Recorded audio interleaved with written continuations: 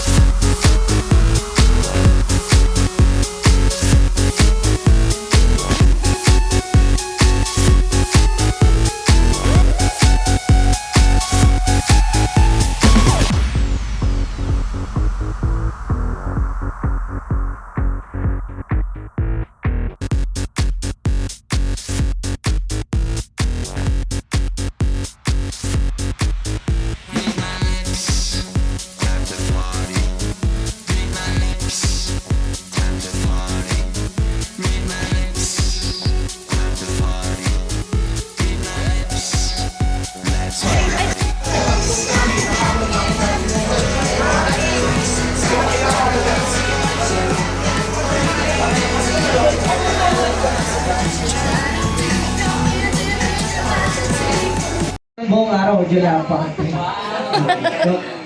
Yan lang tayo.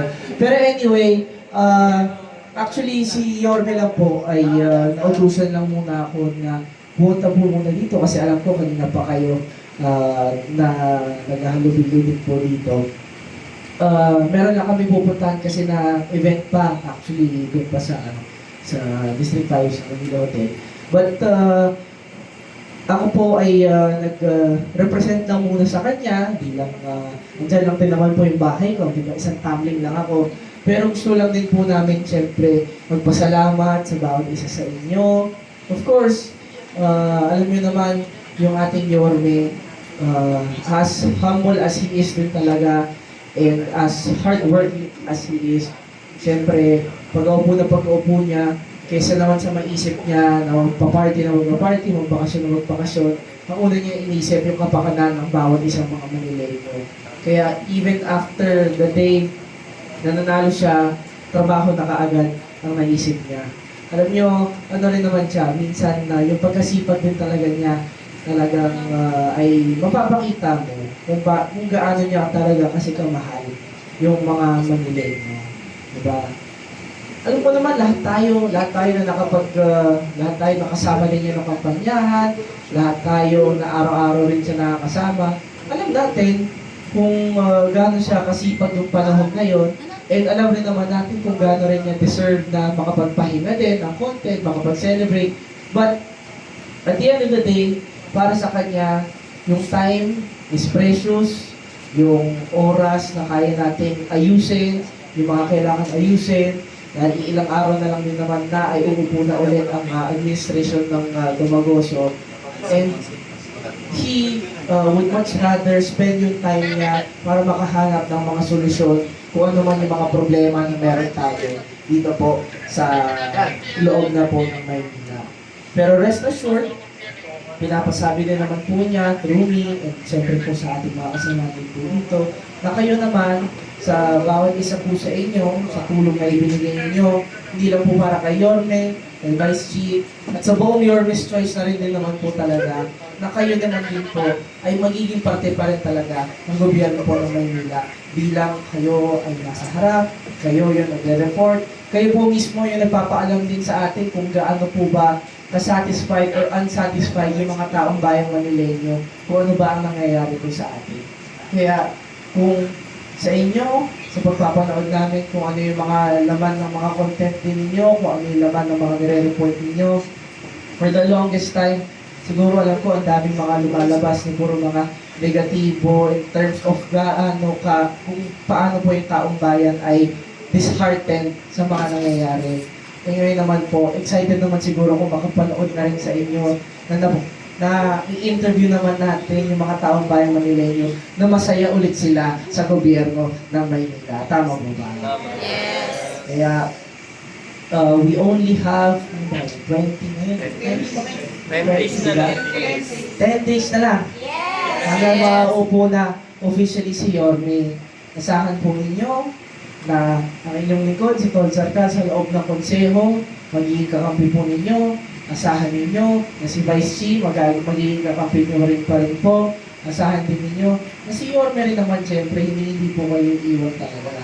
It's just now, because there are so many things, sinabi lang din naman ni Yorme kanina sa meeting din po natin, sa dami ng problema na meron tayo sa loob ng Maynila, hindi kinakaya ng konsensya din niya at ng puso din niya na sa dami ng tao na nakikita natin na naghihirap at nahihirapan sa naiwan po na nakaraang gobyerno.